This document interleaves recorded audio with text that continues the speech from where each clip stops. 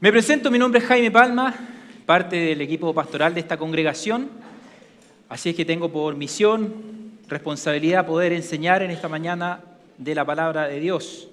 Invitamos a todos nuestros niños que vayan cada uno a sus respectivas clases. Hay juegos ensacados, palo encebado, hay caballo esperándolo arriba, ternero. Van a buscar la cola del chancho también, así que hay toda una granja en el tercer piso esperando a nuestros niños, a nuestras guasitas y a nuestros guasitos.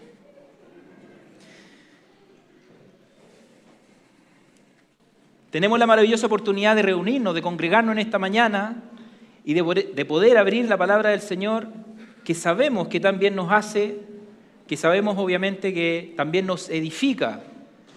Estamos viendo una serie de Animar en la Aflicción, ya entramos a tierra derecha, ya en octubre se acaba, va a descansar de mí, así es que vamos a terminar en octubre esta serie Animar en la Aflicción. Estaba haciendo la proyección y vamos a alcanzar a estudiar completo el capítulo 2, así es que vamos a tener listo capítulo 1 y capítulo 2. Y hoy día partimos con el capítulo 2. ¿Qué es lo que ha enseñado Pedro? ¿Qué es lo que nos ha venido enseñando Pedro? ¿Qué es lo que hemos hablado las clases pasadas? Las enseñanzas pasadas, las predicaciones pasadas. Es que hemos sido hombres y mujeres engendrados por Dios.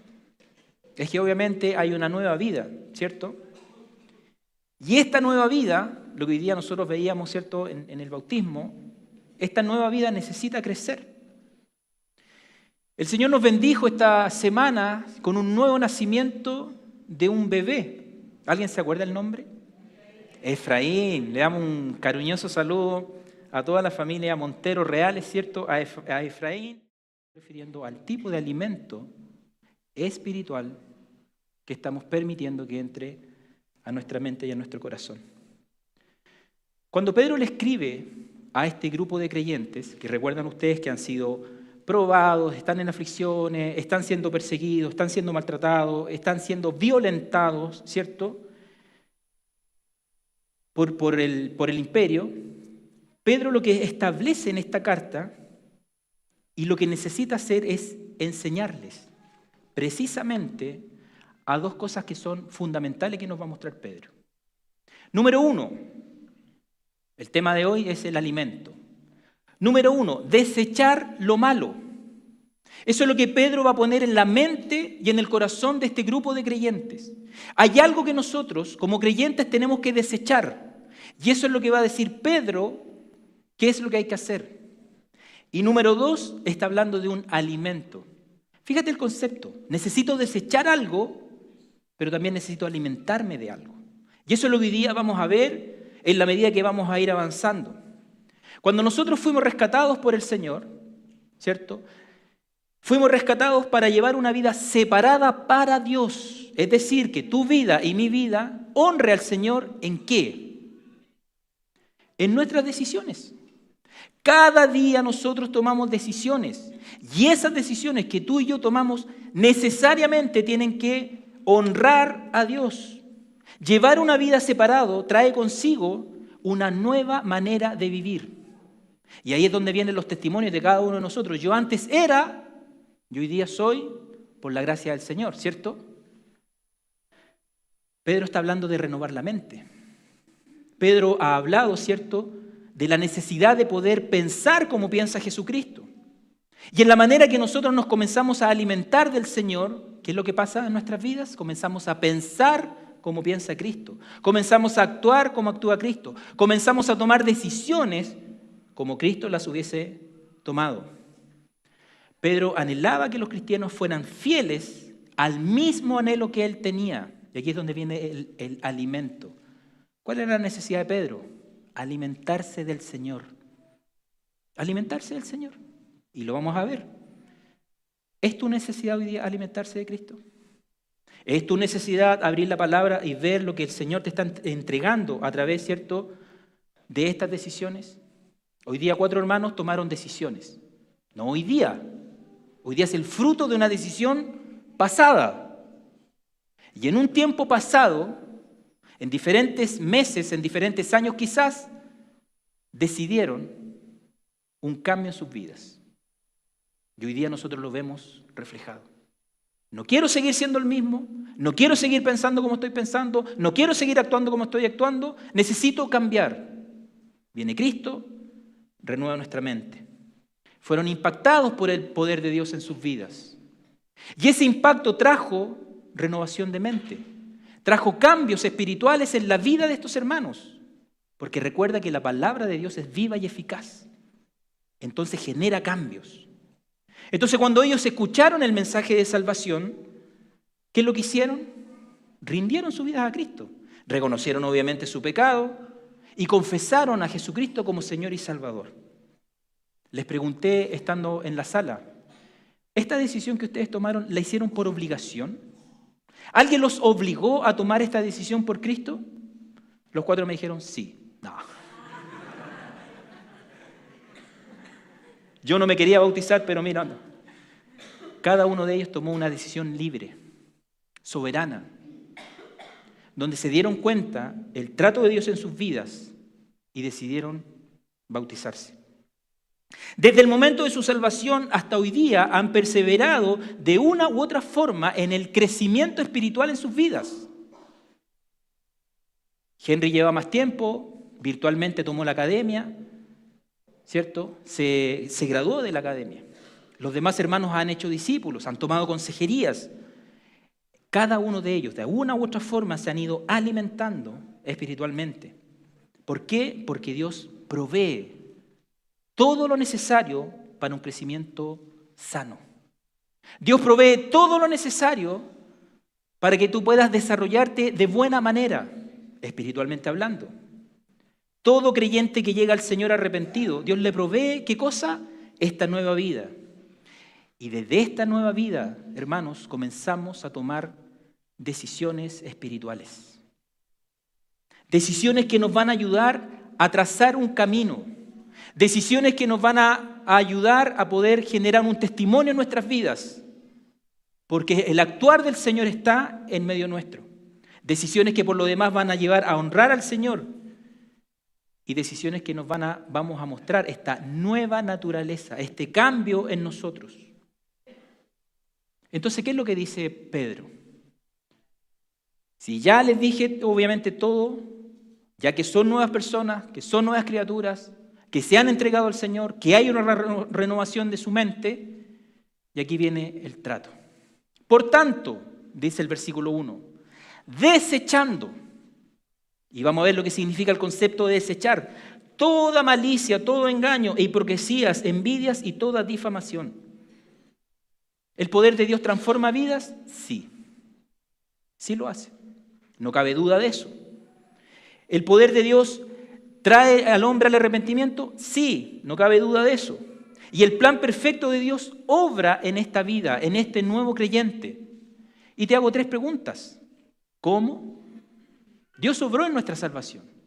¿Cómo? ¿De qué manera? ¿En qué condición tú estabas al momento de entregar tu vida a Cristo? ¿Dónde? ¿Fue en una iglesia? ¿Fue en una conversación con un hermano, con un pastor? ¿Fue en un campamento? ¿Fue en un retiro? ¿Fue con un tratado que te entregaron en la calle? ¿Dónde? ¿Y cuándo? Cada uno de nosotros podría responder a estas 3 preguntas. ¿Cuál era mi condición al momento de llegar a Cristo? ¿Dónde tomé una decisión por Cristo? ¿Y cuándo tomé esa decisión?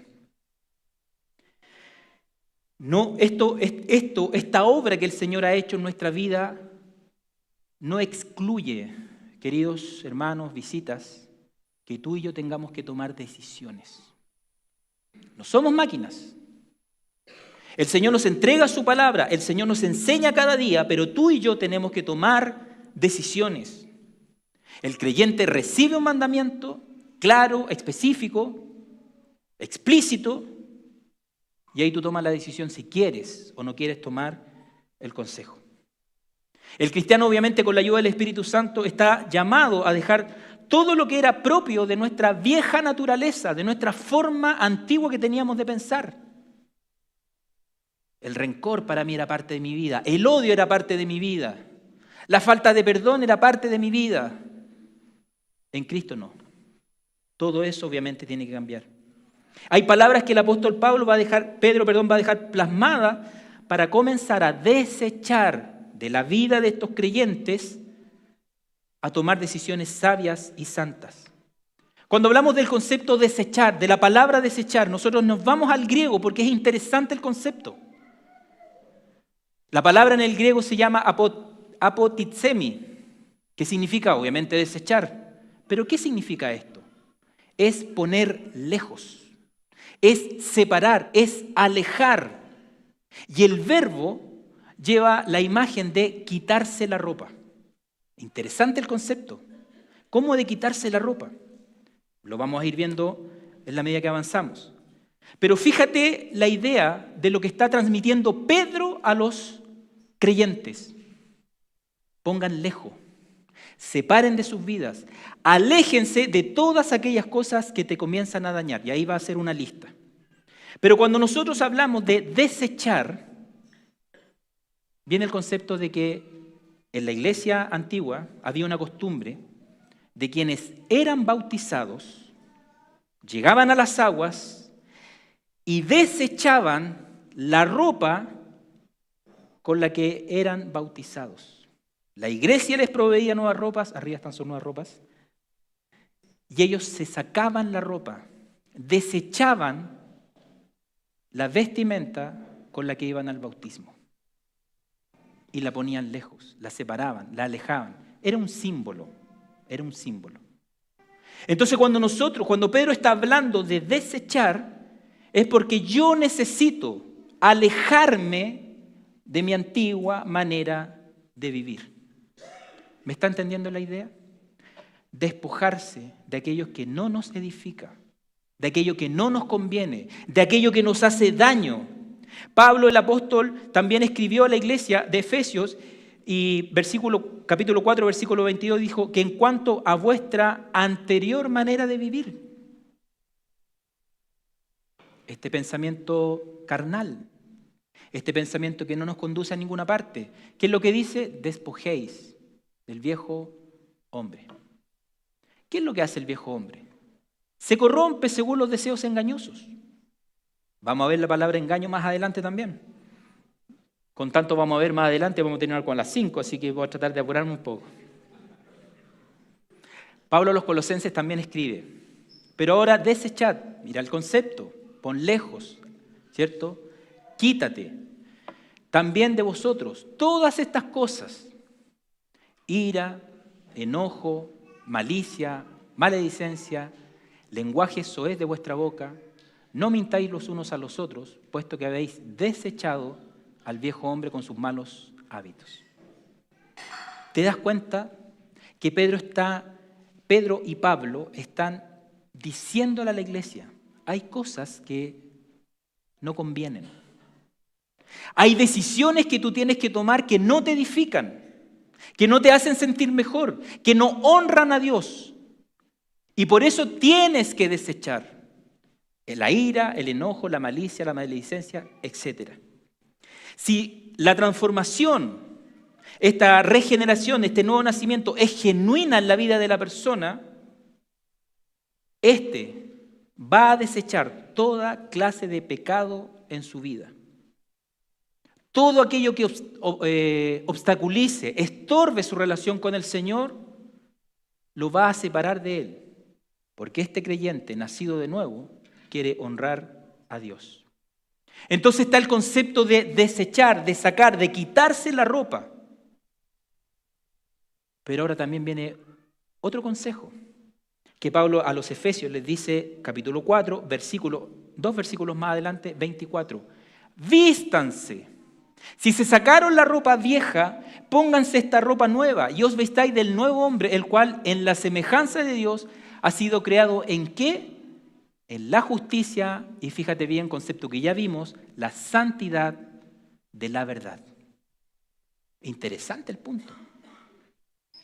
Interesante lo que Pedro está diciendo, lo que Pablo está diciendo a la iglesia.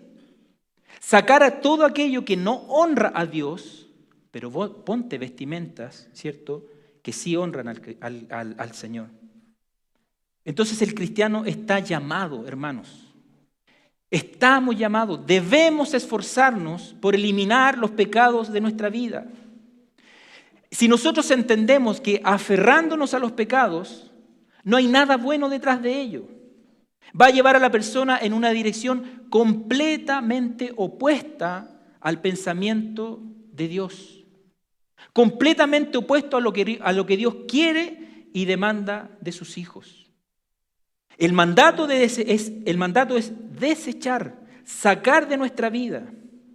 ¿Qué cosa? En este sentido figurado, ¿cierto?, de quitarse la ropa, Pedro lo dice claro y específico. Hay un dicho que decimos, más claro echarle agua. La malicia, el engaño, la hipocresía, las envidias o la difamación, que es la calumnia. De esto hoy día nosotros nos tenemos que desvestir. Esta es la ropa que nosotros nos tenemos que sacar. Esto es lo que tiene que salir hoy día de nuestras vidas y es una decisión personal y es una decisión tuya. ¿Qué es la malicia? La malicia tiene que ver con la inclinación para hacer daño. Hermanos, Pedro le está hablando a la iglesia. Pedro le está hablando a los creyentes y les dice, saquen toda malicia de ustedes. Toda esa inclinación a hacer daño, quítenlo, porque es una acción perversa que procura hacer daño a otro. No, si yo no le hago no le hago nada, no le hago ningún mal a nadie. Pero a veces hay pensamientos, hay ideas. Busca destruir la vida de otra persona. Eso es malicia. Eso es lo que Pedro está diciendo a la iglesia. Si el creyente no anda en el Espíritu, en comunión con Dios, ¿podría el creyente estar expuesto frente a esta artimaña, ¿cierto?, del enemigo y comenzar a experimentar la maldad? Situaciones complejas, quizás luciente, y dice, y todo resto de malicia. Recibid con humildad la palabra implantada, que es poderosa para salvar vuestras almas. Entonces fíjense que los apóstoles enseñan lo mismo. Pedro habla de una cosa a la iglesia. Pablo habla de lo mismo a otro grupo de creyentes. Y Santiago está hablando exactamente lo mismo. ¿Por qué? ¿De dónde emanó la enseñanza? De Jesucristo. Pescador. Voy con mi cuñado, parecemos Kiko, llevamos pero de todo. Tiramos redes, tiramos anzuelos y no pescamos nada. Pero fíjense que cuando usted abre la maleta de pescador, los señuelos traen diferentes colores, formas, diseños. ¿Con qué propósito? Engañar. Para que el pez piense que esa es su carnada y atraparlo, y nosotros salimos beneficiados con así un salmón. Pocas veces nos ha pasado, pero ha pasado. Pero es un engaño que se realiza al momento de la pesca. Hacer creer a alguien que algo que es falso es verdadero. Tratando de engañar. ¿O nunca has hecho trampa? ¿Nunca has engañado al profesor en clases, en una prueba? Los de la academia no, por si acaso. Ahí hay pulcritud al máximo. El creyente debe ser honesto, sin ningún tipo de falsedad. El engaño en el creyente no debe ser un recurso para alcanzar el objetivo, una meta o un beneficio. Engañemos en el colegio para acceder a una beca. Una vez nos dieron un consejo, digan que vivan separados, mi esposa y yo, para que podamos alcanzar la beca. ¿Qué cree usted que hicimos? Lo hicimos, no. Gracias a eso mis hijas estudian gratis. No. Es evidente que dijimos que no. No es nuestra forma, no es nuestro estilo, no es nuestro pensamiento. Como creyentes estoy hablando. ¿Y qué es lo que hizo el Señor? Proveyó la beca en su tiempo, en su forma y como Él quiso, siempre honrando la verdad. El engaño no sustenta el atributo de Dios. Es algo completamente contrario a la mente del Señor.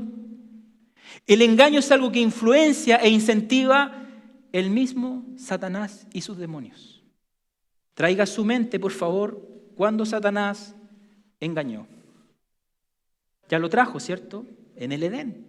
Segunda de Corintios capítulo 11, versículo 3 dice, pero temo que, así como la serpiente con su astucia engañó ¿a quién? A Eva, nuestras mentes son desviadas de la sencillez y pureza de la devoción a Cristo.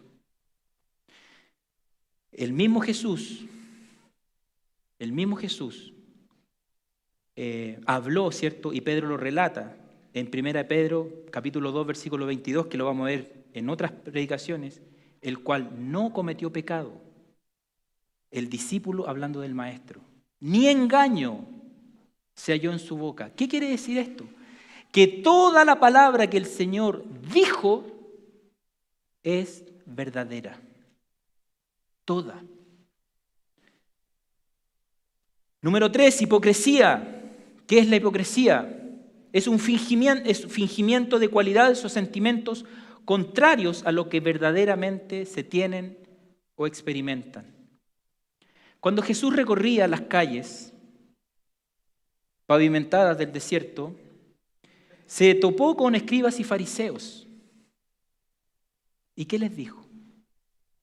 Hay algo que apuntó el Señor a este grupo de hombres y les dijo hipócritas.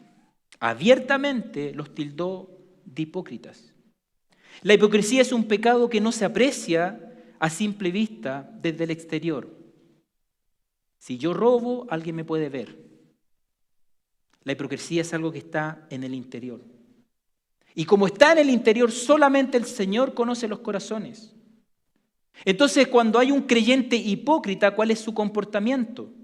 Trata de manifestar devoción a Dios, obediencia a sus mandamientos, pero en ningún modo amarle verdaderamente y busca ocultar de una u otra forma su desobediencia a Dios, cubriéndola, tapándola con apariencia de piedad. La devoción a Dios que no es genuina, ¿en qué se convierte? En mera palabrería. Expresiones que no manifiestan la realidad espiritual, ¿cierto?, de la persona. La hipocresía calza con palabras que el profeta Isaías dijo en Isaías 29:13. Dijo entonces el Señor, por cuanto este pueblo se me acerca con sus palabras y me honra con sus labios, pero aleja de mí su corazón. Y su veneración hacia mí es solo una tradición aprendida de memoria. ¿Calza o no calza el concepto? ¿Calza o no calza la idea de lo que está diciendo el Señor con respecto a una actitud, a una forma de que el creyente está actuando? Jesucristo confrontó a los escribas y a los fariseos. Y en Mateo capítulo 23, versículos 2 y 3 les dijo, diciendo, palabras del Señor, los escribas y los fariseos se han sentado en la cátedra de Moisés, de modo que haced y observar todo lo que os digan. La información era la correcta. Estaban transmitiendo lo correcto. Pero no hagáis conforme a sus obras, acciones, porque ellos dicen y no hacen. En Chile tenemos un dicho, ¿cierto? Lo voy a llevar al mundo evangélico. El pastor Gatica. ¿Cierto? Predica y no practica. Es un dicho popular, no es palabra del Señor. Pero sí esta es palabra del Señor. Entonces cuando tú veas un creyente verdadero, bueno, imítalo, porque está actuando conforme a la palabra del Señor. Y eso es lo que el Señor Jesucristo está manifestando a este grupo de escribas y fariseos. Pero tenemos también la envidia. ¿Hemos manifestado envidia en algún momento? ¿Algo se nos ha pasado por la cabeza con respecto a la envidia? Pedro está diciendo, hay que desechar, sacarse la ropa de la envidia. ¿Por qué? Porque la envidia es una obra de la carne, no es algo, no es la esencia de Dios. La envidia es el sentimiento de disgusto producido por las cosas, los bienes o cualquier tipo de prosperidad del otro. ¿No te ha pasado que en el trabajo de repente ascienden a un compañero de trabajo y tú... o le subieron el sueldo y tú... o se compró un auto y... y una casa en la playa y... se comienza a manifestar en nosotros un sentimiento, una acción que no es de Dios. ¿Sabes por qué? Porque Dios está al cuidado de tu vida. Y gloria a Dios que todo lo que tú tienes y lo que has alcanzado es por la gracia del Señor. Es por la gracia del Señor. Es porque Dios así lo ha querido. Entonces, cuando nosotros vemos manifestada una envidia en nuestro corazón, es una manifestación del egoísmo que hay en nosotros. Nace de un corazón resentido contra el que quien ha logrado algo o tiene posesiones versus yo que no las tengo y que no las he podido conseguir. Y considero que sí me las merezco, que sí yo debiera tenerlas. El envidioso lamenta el éxito del otro. El envidioso, cuando actuamos, ¿cierto?, con envidia, y ojo con esto, estamos incluyendo familia. Y estamos incluyendo quizás también la iglesia. El pensamiento o el accionar de la envidia siempre tiene características malas. Y el resultado de una característica mala es que trae malos resultados. La envidia puede traer grandes daños dentro de la familia e incluso dentro de una congregación. Y ahí es donde vienen divisiones. Satanás pretendía ser igual a Dios. ¿Qué es lo que hizo el Señor? Lo expulsó, obviamente, de su gloria. Marcos capítulo 15 dice, entonces Pilato le contestó diciendo, ¿queréis que os suelte al rey de los judíos? Porque sabía que los principales sacerdotes le habían entregado por envidia.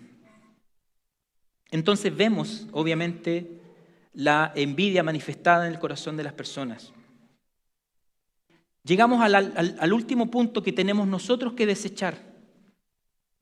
Y es toda calumnia. Cuando en el griego hablamos de calumnia es catalalía, que equivale a hablar mal, a usar mal el lenguaje, a hablar mal del otro.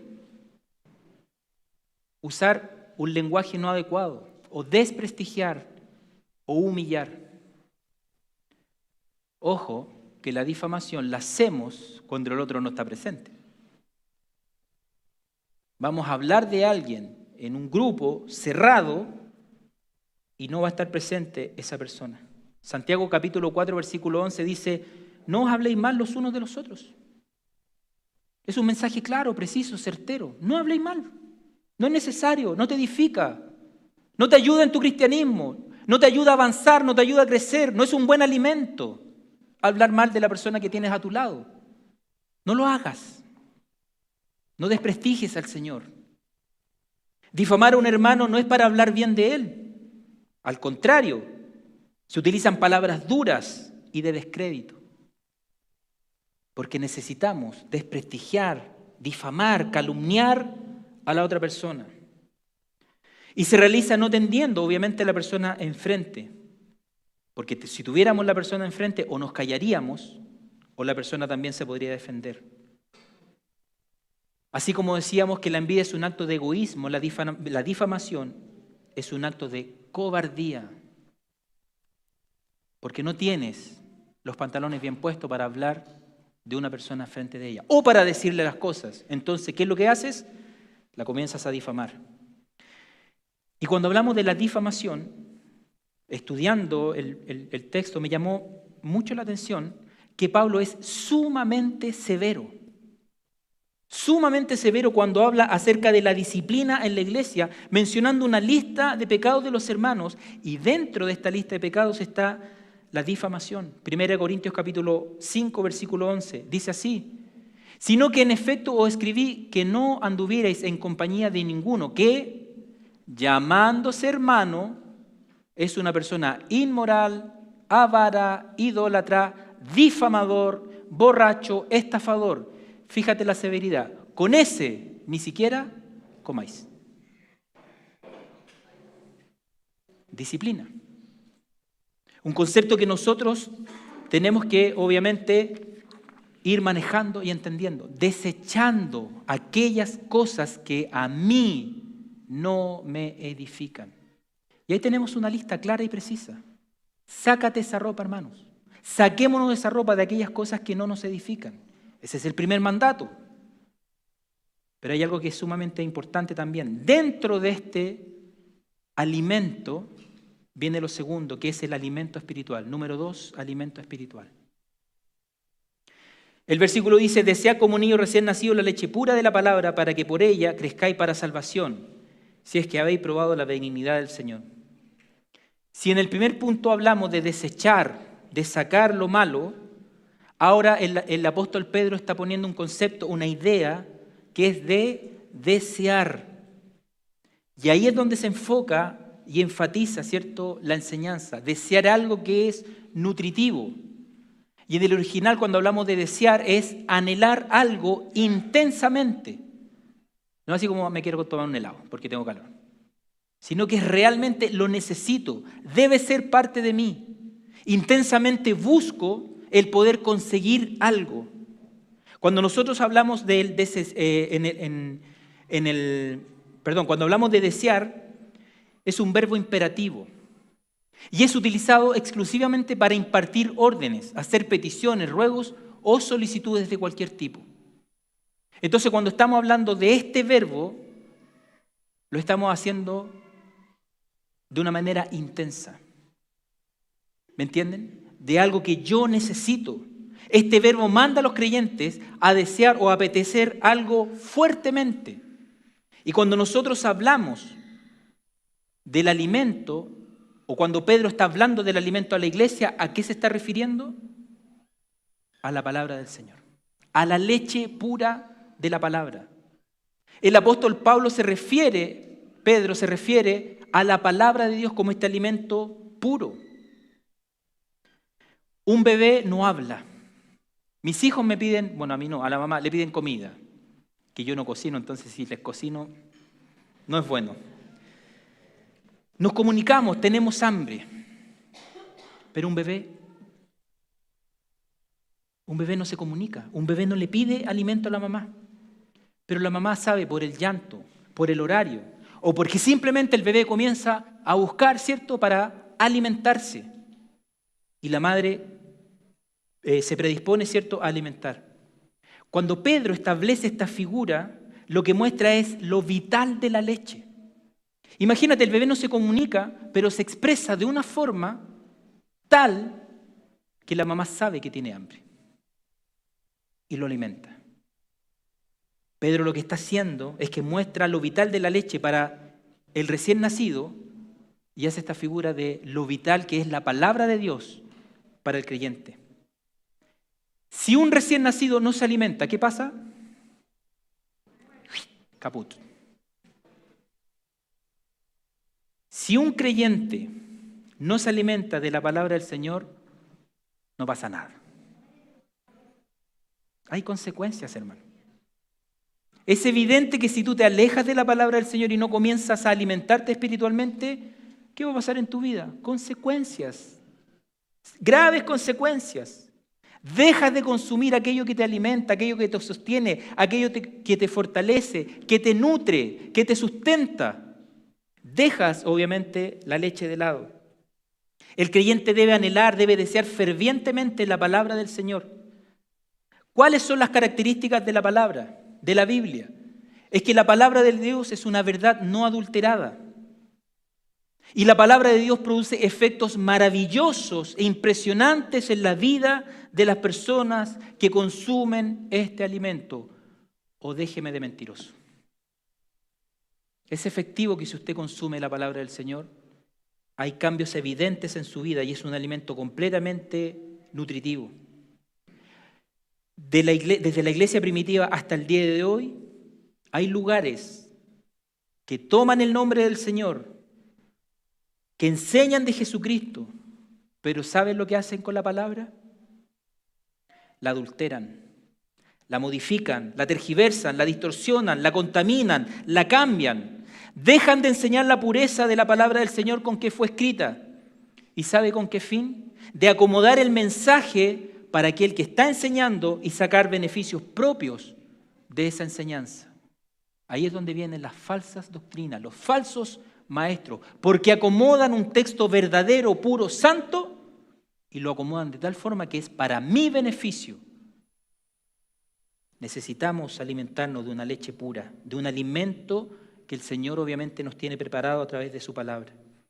Nadie va a consumir un alimento, ninguno de nosotros va a consumir un alimento que esté malo o que no esté en condiciones. Te ha tocado abrir el refrigerador y decir, oh, se venció. Yo no creo que se lo coma, ¿cierto? Yo creo que usted lo bota. Lo mismo pasa. Cuando nosotros vemos por las redes sociales mensajes que no tienen nada que ver con lo que Dios es, estudiarla, meditarla, enseñarla y predicarla. Entonces, cuando te encuentras con la Biblia, te es necesario leerla, te es necesario estudiarla, te es necesario enseñarla, te es necesario predicarla y te es necesario meditarla. ¿Por qué? Porque con estas acciones, estas decisiones que nosotros tomamos en nuestra vida, ¿qué es lo que hace? Alimenta nuestro espíritu, nos nutre, nos sacia. Pedro se enfocó en el alimento más básico y profundo, el anhelar la palabra del Señor. Jeremías capítulo 15, versículo 16 dice así, cuando se presentaban tu palabra que sale de la boca de Dios. Porque la palabra de Dios, hermanos, nutre, purifica, alimenta. El principio que establece Pedro es el siguiente, no es crecer para luego desear la palabra, es al revés. Es desear la palabra de Dios, ¿cierto? Para luego crecer. No es al revés. ¿Quieres crecer espiritualmente? Ya sabes lo que tienes que hacer. Toma la palabra del Señor. Toma este alimento puro. ¿Y qué efectos tiene la palabra? Si nosotros vemos que nos hemos desarrollado, hemos sido fortalecidos desde niños porque hemos sido alimentados, eso trajo un efecto en nuestras vidas. ¿Qué efectos trae la palabra de Dios en quien la consume? ¿Quién se alimenta por ello? Fortalece su fe. Su desarrollo se desarrolla desde un bebé espiritual a un hombre maduro. Fundamenta sus convicciones y no es llevado por vientos de doctrina. Te lleva o nos lleva a una santificación real, a una vida santa, a una vida apartada del pecado. Te orienta el caminar, te provee luz en tu andar. Y vas conociendo aún más los atributos de Dios. Eso es lo que produce el alimento espiritual en la vida de una persona. Y cerrando este párrafo, el versículo 3 dice, si es que habéis probado la benignidad del Señor. Pedro cierra este párrafo con una afirmación maravillosa y repite las palabras del salmista, probad y ved que el Señor es bueno. Cuán bienaventurado es el hombre que en él se refugia. El cristiano sabe y el cristiano ha gustado de la bondad de Dios. Cualquier creyente verdadero pudiera decir, y hoy día pudiera levantar su mano y decir, Dios es bueno. Las bendiciones de Dios están presentes en la vida de los cristianos. Dios sin duda cada día nos provee de su amor, de su gracia, de su bondad, de su misericordia. Cada vez que abrimos la palabra del Señor, vemos la riqueza que la palabra contiene y que nos nutre a nuestra vida. El Salmo 119, 103 dice, cuán dulces son a mi paladar tus palabras más que la miel a nuestra boca. Entonces fíjate bien, estamos llamados hoy día a desechar todas aquellas cosas que no nos convienen, que no nos edifican, que no nos nutren. Pero por otro lado estamos llamados a ser alimentados de la palabra del Señor. Para terminar, hermanos, hoy día mismo vemos reflejado esta enseñanza. ¿En quién? Bueno, en estos 4 hermanos. 4 hermanos que se comenzaron a alimentar en algún momento de la palabra del Señor. En algún momento de sus vidas se les compartió el Evangelio. En algún momento de sus vidas se les confrontó con su pecado. Y ellos tomaron una decisión clara, convencidos obviamente por el Espíritu Santo. Reconocieron cada uno que su pecado los separaba de Dios. Y con la fe depositada en Jesucristo, creyeron en su sacrificio. Creyeron esa obra maravillosa de Cristo en la cruz. Esa obra que venció a Satanás, y Cristo, a través de su resurrección, provee el acceso a la vida eterna. En ese momento comenzaron a tomar decisiones, y una decisión específica. ¿Y por qué lo digo con tanta claridad? Porque los conozco, porque me informé, porque he estado con ellos. Y han tenido que tomar decisiones desechando su antiguo ropaje y vistiéndose de un nuevo hombre, un hombre espiritual. Decisiones que dijeron, lo voy a hacer no por obligación, sino que por amor al Señor. Y en ese proceso fueron discipulados por pastores, por hermanos. Y en ese proceso los acompañamos y nos encargamos nosotros de proveer el alimento espiritual que los nutra. Y ese alimento nutritivo trajo frutos. ¿Cuál fruto?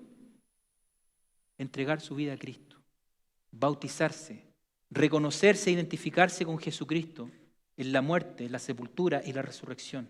Y mostrarse ante ustedes a que quieren llevar una vida completamente transformada para Dios. El bautismo fue un paso más en su crecimiento, identificándose con el Señor.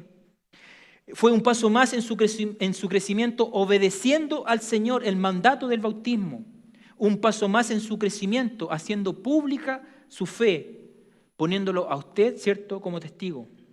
Un paso más en su crecimiento, formando parte de la familia de la fe. Y hoy día tienen el desafío de tener que servir dentro de la iglesia. No por obligación,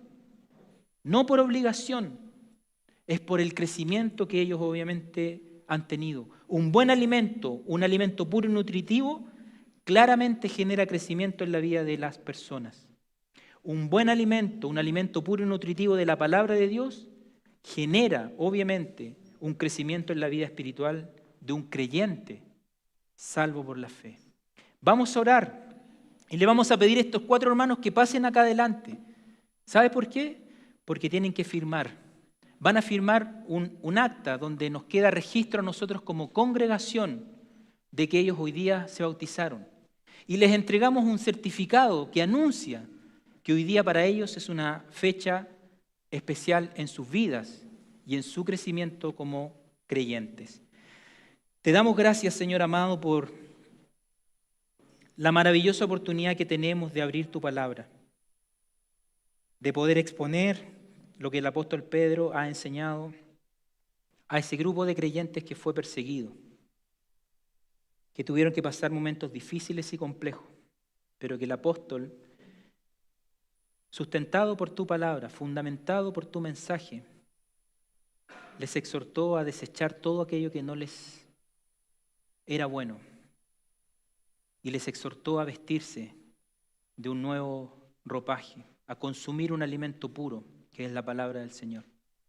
Damos gracias por la vida de estos 4 hermanos que hoy día están con nosotros, porque en algún momento de sus vidas fueron desafiados por ti y no cabe duda que han tomado decisiones sabias y correctas al seguir creciendo en el carácter de Cristo. Gracias te damos y rogamos todo por los méritos de Cristo Jesús. Amén.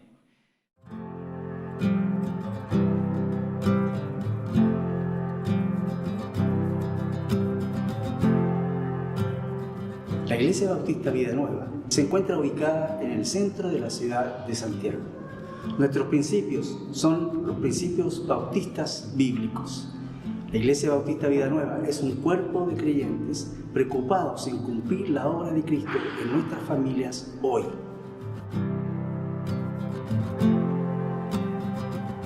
Nuestra iglesia tiene diferentes ministerios. encargados y preparados para suplir tu necesidad, ya sea personal o familiar.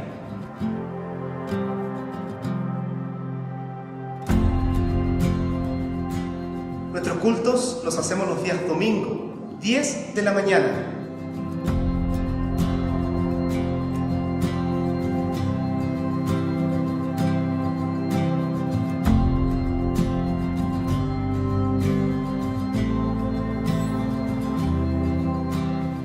Estamos ubicados en Agustinas 2332, Santiago Centro, cerca de 2 metros. Visítanos y conócenos a través de nuestras redes sociales. Te esperamos. Que el Señor te bendiga.